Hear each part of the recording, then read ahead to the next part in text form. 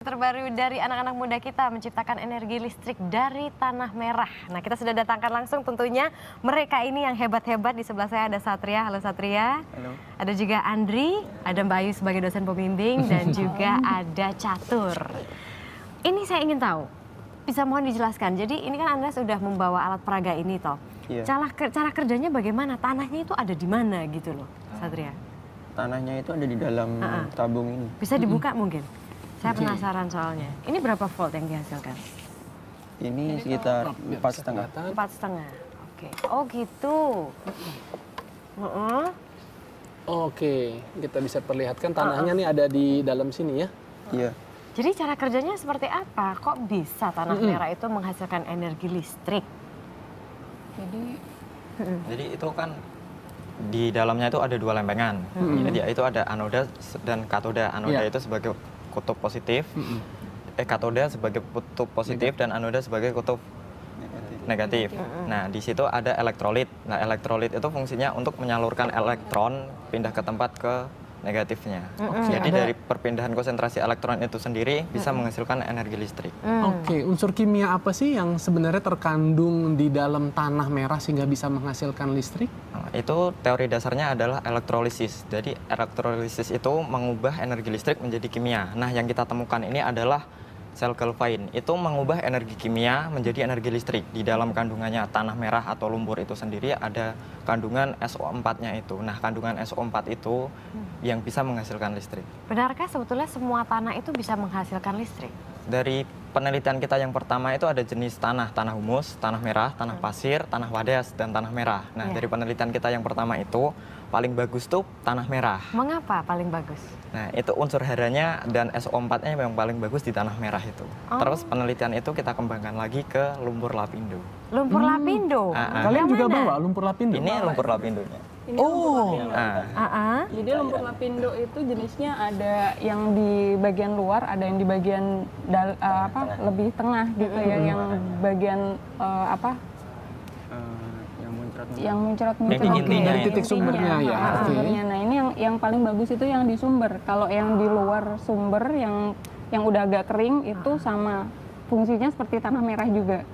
Jadi keluarannya masih kecil dibandingkan dengan yang di tengah. Ceritakan bagaimana kalian akhirnya bisa apa ya, dapat lumpur lapindo udah gitu, oh ternyata bisa menghasilkan energi. Kok mau meneliti lapindo tiba-tiba? Nah, itu ide awalnya dari Mas Satria. Bisa dijelaskan mungkin Mas Satria? Pertama itu kan saya menonton di salah satu berita televisi. Itu ada anak mahasiswa, anak SMK yang menciptakan baterai dari kulit durian, buah jeruk, buah belimbing. Waktu saya uji coba sendiri di rumah, itu ternyata untuk asal dari buah-buahan dia hanya bertahan 2-3 hari. Nah, waktu itu buah-buahan aja bisa. Dia kan buah-buahan ambilnya dari tanah. Pohonnya ambil dari tanah. Nah, dari tanah itu saya uji coba sendiri. Itu dapat bertahan sekitar 8 bulan. Terus kok bisa tiba-tiba lapindo yang kamu target? Ya, lapindo itu kan Kita eksperimen. Yang pertama itu kan dari tanah merah. Kita tarik kesimpulan, tanah merah aja udah bisa.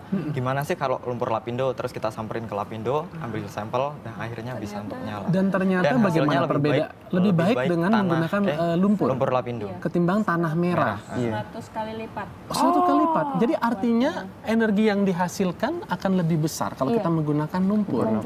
Pernah dihitung berapa kapasitas energi yang bisa dihasilkan kalau dari lumpur sebanyak ini? Kita kan bikinnya per sel ya. Sel? Di dalamnya ini sebenarnya ada sel-sel. Jadi ini ada lingkaran 1, ada lingkaran 2, ada lingkaran 3. Contohnya yang tembaga ini. Ada sel-selnya, 1 sel. Kalau pakai tanah merah biasa itu keluarannya 10 pangkat min 3 miliwatt. 10 pangkat min 3 watt atau 1 miliwatt. Nah, kalau pakai yang lumpur lapindo bisa 215. Berarti bisa memberikan energi listrik ke berapa banyak rumah gitu misalnya? Kita penelitiannya masih yang jadi masih yang arus searah ya? Oke. Jadi artinya memang kapasitasnya masih sangat kecil gitu ya, maka dicontohkan hanya lampu saja ya, lampu kecil ini. Kalau misalnya pengen yang lebih besar, itu sebenarnya bisa juga sih, tapi tanahnya juga harus banyak. Gitu, Dan juga harus selnya dibuat sel-sel dalam kapasitas juga yang lebih besar-besar ya. Iya. Oke. Itu juga. Nah, selain dari tanah dan lumpur, pernah nggak mencoba dengan sumber-sumber yang lain sejauh ini? Kita juga udah pernah ngelakuin pakai karbon, juga pakai tembaga. Gimana Tapi tuh hasilnya? hasilnya ya juga udah bisa ngeluarin, tapi kan proyek kita yang untuk mendukung program pemerintah itu sendiri kan ramah lingkungan. Nah, di situ Iya. poin utamanya kita mencari yang ramah lingkungan. Nah, tapi sekarang pemerintahnya sendiri mendukung nggak program kalian nih? Alhamdulillah kemarin kita ngajuin PKM, alhamdulillah lolos dan didanai. Apa itu PKM itu apa? PKM. Kreativitas mahasiswa. Oh, oke. Jadi kalau kita punya ide-ide menarik, Iya. itu bisa disalurin lewat PKM itu, dan nanti pemerintah bisa reviewer mana aja yang bisa didanain. Dananya itu dari Dikti, Dinas. Didanai oleh Dikti. Oke, seberapa berkesinambungan energi yang kalian hasilkan melalui ini? Tentang energi ini sendiri kita udah kedepannya Iya. itu ingin lebih dari sekedar mengecas baterai, jam dinding, terus lampu taman, lampu kamar. Pengennya progres kedepannya itu bisa lebih dari itu ya. Jadi kan ini masih DC ya. Iya. Kita pengennya juga ke AC, ke arah kalau misalnya mau diaplikasikan untuk rumah tangga berarti AC bisa dulu gitu ya. Yang arus bolak-baliknya bisa dulu. Kalau arus bolak-baliknya sudah jadi fix, lalu kita kemudian bisa ngembangin. Kalau ingin mencapai AC tadi ya, itu bentuk dukungan apa saja yang kalian butuhkan? Nah, sebenarnya untuk pertama itu adalah dana untuk riset yang lebih besar ya. Jadi skala Dananya besar. berapa? Dananya untuk 100 watt itu kurang lebih 100 juta. Tuh, tinggal bilang sama ini Mbak Marisa. Kita udah tanya mengenai angka-angka. Tinggal bilang kepada Laniskan. Iya, katanya kalian juga udah mendapatkan apresiasi loh. Ya kan? Gimana tuh ceritanya dari Pak Dahlan Iskan? Satria. Mulainya tuh Mbak Dahlan Iskan tuh di Udinus hanya mengisi seminar kewirausahaan. Lah dari Humas Udinus itu Pak Dahlan Iskan tuh mampir ke stand kami. Ya, terus? Pak Dahlan Iskan sangat tertarik dengan penelitian etam ini. Lalu apa tanggapannya? Maksudnya setelah tertarik kan mestinya jangan sekedar tertarik saja dong, ya kan? Pengennya juga Pak Dahlan juga. Pengennya Pak Dahlan ngembangin ke arus yang AC, tapi kan kita juga lagi penelitian juga. Sebenarnya untuk ke AC sendiri kita sudah mulai tahap penelitiannya. Jadi mulai dari menyiapkan inverter ya. Inverter itu mengubah dari DC ke AC. Itu buatan kita sendiri, kita baru create. Jadi kalau sesuai dengan kebutuhan gitu. Soalnya kalau kita pakai inverter yang lain, yang umum itu kurang bagus, kurang efisien, dan beda kan kalau misalnya inverternya buatan anak bangsa itu kan kalau memproduksi kan lebih murah daripada kita mau beli ke luar negeri, sama aja inverternya dari luar negeri gitu kan. Betul, jadi mahal juga akhirnya jatuhnya. Berarti kira-kira kalau misalnya kita melihat program ini menjadi program yang komprehensif gitu ya, nggak cuma sekedar bisa untuk nge-charger baterai dan sebagainya, tapi lebih besar lagi, bisa memberikan energi listrik ke rumah-rumah yang begitu banyak. Itu kira-kira biaya yang dibutuhkan untuk bisa sampai sekomprehensif itu berapa banyak? Riset Mbak, jadi kekuatan kita sebenarnya di riset. Mau dibikin apapun, asal risetnya jalan, kita bisa dapat dukungan dari orang-orang pintar yang lebih pintar dari kita kan juga mungkin konsen juga ke sini. Akhirnya dari gabungan-gabungan penelitian nanti akan cepat, lebih mempercepat untuk kita bisa mewujudkan. Hitung-hitungannya berapa untuk riset sampai komprehensif? Itu Mbak, per 100 wattnya untuk tanahnya sendiri itu 100 juta ya. 100 juta. 100 juta. Mas Satria, saya kepengen dong mencoba ini, bisa nggak dimatikan kemudian dinyalakan, ada nggak tombolnya, atau mungkin sesuatu yang kita bisa juga tunjukkan bahwa ini memang benar-benar dari tanah merah, bukan ada baterai loh di dalamnya.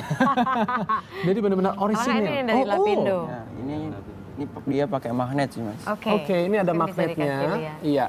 Ya, bisa dilihat ya di sini. Awas tumpah, karena itu ada lumpur lapindonya di dalam. Oh iya, oke. Karena di sana udah banyak yang tumpah. Oke. Coba dibuka ininya, seperti tadi kan kita sudah lihat tanah merah, dan di dalamnya itu ternyata betul ada lempengan-lempengan. Coba saya jadi penasaran. Ini dari tembaga, Iya, sama seng. tembaga dan seng. Bisa nggak kalau dikasih lihat? Tapi jangan sampai tumpah. Ini ada 4 sel ya. Sel 1, sel 2, sel 3, sel 4. Oke. Efeknya semakin banyak sel berarti? Semakin banyak sel sebenarnya ampernya semakin naik. Jadi wattnya semakin energi besar. yang biasa. Oh gitu. Kenapa pilihannya tembaga dan seng? Kenapa nggak jenis lain seperti misalnya besi Ya, atau yang sebenarnya untuk pilihan Menghantarkan listrik. besi dan lain sebagainya ada di daftar galvanik. Nah itu sebenarnya ini sih kalau yang paling bagus tegangannya. Pakainya Jadi- emas, anodanya pakainya emas. Tapi kan kita juga mahal? Maksudnya itu kan? Iya, iya. karena kan Oh, kita pilih yang di pasaran itu masih- udah ada dan harganya bisa iya, terjangkau. iya, iya, Makanya iya. kita pakainya seng sama tembaga. pantesan Mar. Jadi kalau kabel-kabel, ya kalau kayak kabel audio tuh kan ada yang sekarang ada ujungnya tuh tembak. pakai emas ya. Harganya memang mahal sekali karena memang dia emas itu adalah penghantar listrik yang Yang sangat paling baik. sempurna, bagus gitu ya. Tapi Kalau sayangnya emas mahal. ditempatkan di Indonesia kayaknya kurang tepat juga. Kenapa? Kenapa kurang tepat? Diambil orang. Nggak ada orang, iya. Lagi pula sudah banyak mas-mas di sini. Oke, kedepannya teman-teman kepengen melakukan apa nih berkaitan dengan ini? Rencananya itu produk ini akan diproduksi massal. Itu dari programnya Dikti itu PKMK tentang kewirausahaan. Itu untuk menciptakan namanya All Seram. Apa itu? All seram. Oh, lampu siram. Oh, saya pikir mirip sama kayak merek lampu ya kan? Tapi ini all seram. Oh, lampu siram. Sistem kerjanya. Itu sama, dia hanya untuk fungsinya nanti mungkin lampu tidur, lampu hias rumah, nanti lampu taman. Jadi kalau energinya habis nanti tinggal disiramin air. Oh gitu. Jadi Keunggulan ya dari produk itu adalah kalau recharge-nya itu tinggal disiram, makanya namanya Wow, lampu keren siram. sekali. Itu. ini bisa sampai 8 bulan sih kalau percobaan itu tanpa disiram. Jadi sekali siram, kemudian Ditaruh di lab. ditaruh di lab Tanpa perawatan. tanpa perawatan, tanpa disiram-siram lagi itu 8 bulan. Wah. Oke, produknya kapan keluar nih? All-Stram ini. Ini sekitar bulan Agustus. Bulan Oh iya, Agustus cepat tahun banget. 2014. Nanti kita undang lagi ya kalau emang udah jadi ya. Kasih kabar ke kita ya. Oke, thank you ya semua. Iya. Ya, berikutnya kita akan ada informasi seputar kuliner dan olahraga yang disatukan menjadi sebuah konsep resto yang unik dan menarik. Sesaat lagi tetaplah di Indonesia Morning Show. Ini punya Adrian, jangan-jangan. Makan.